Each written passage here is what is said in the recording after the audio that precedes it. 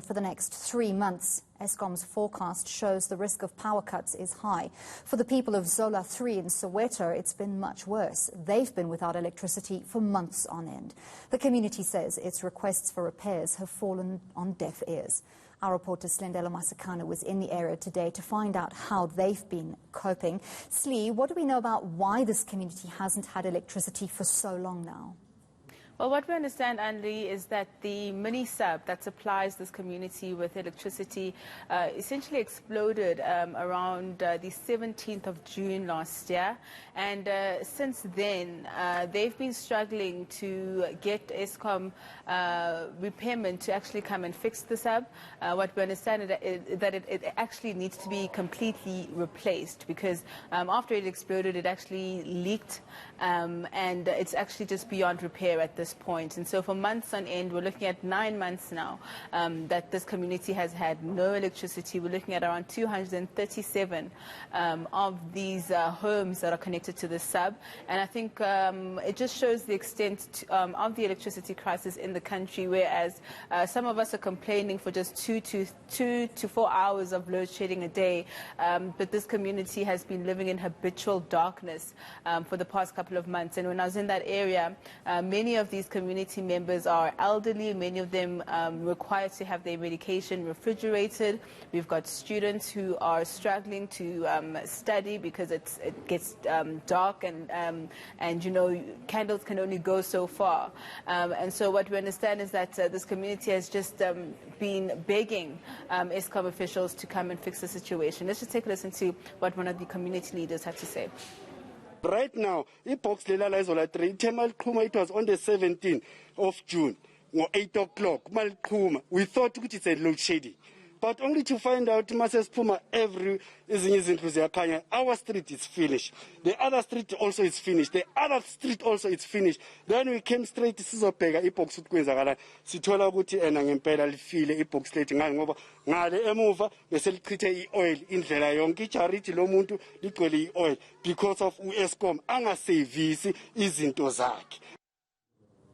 Slee, most of us cannot imagine having to do without electricity for long periods at a time. 3 or 4 hours under load shedding seems to be as much as we can cope with. But these residents have had to deal with extended periods with no electricity whatsoever. How have they been living?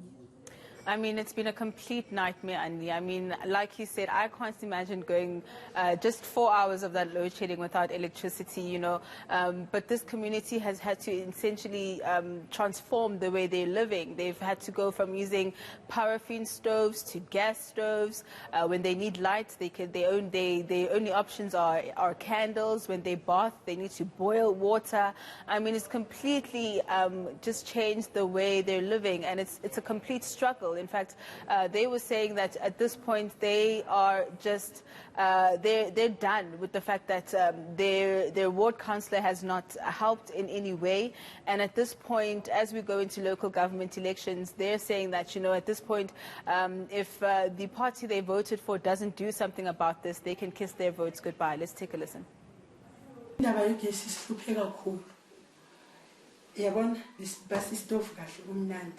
Manje sizame istove saka paraffin savalelisa naso sazama iprama stove yavutha 2 days yaphelelwa amandla nawo amakula sirobile sisebenzisa igas yabone ivalelisile ayisho ayivalelisanga ivele idubele nje ithule sephelile bheka ukuthi imali igcwala nge350 so ithatha 350 so yabona nale party le espet we had enough. Thank you, map.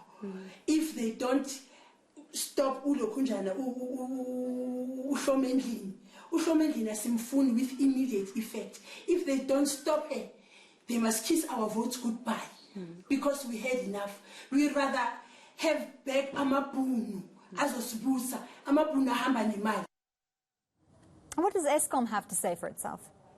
Well, Eskom is saying that, the issue really lies with the fact that it seems that some of these community members in Zola 3, one, are bridging their electricity. So that means they're bypassing the system and they're not essentially paying for their electricity. And that leads to the system being overloaded, which is what we saw as a result of that mini sub exploding. And they're saying that because these customers are not paying for their electricity, it's difficult then for the power utility to then maintain this sub.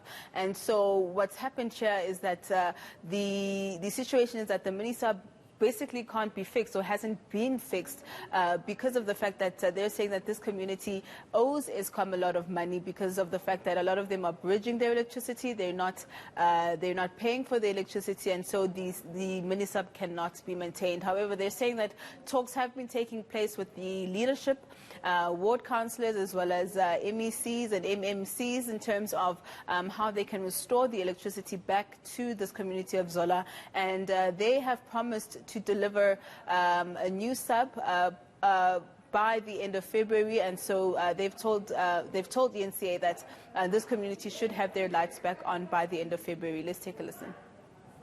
One of the root causes, obviously, of this transformer is that customers have bypassed meters. We've got, about 237 customers connected to this mini sub. And of that 237 customers, only 12 customers in actual fact have been, purchasing the electricity because we have converted these customers approximately prepaid. Obviously the rest of the customers were not paying. Is the power utility saying that by February, at least, the community of Zola should have a new sub? Yeah, by February, if all goes, as planned, if our manufacturers deliver as committed, by end of February, I don't see why we should have this. Silindelo, absolutely has to be a partnership. If Eskom is going to be held to good service delivery, community members have to come on board and pay. Thank you very much. That was eNCA reporter Silindelo Masikane.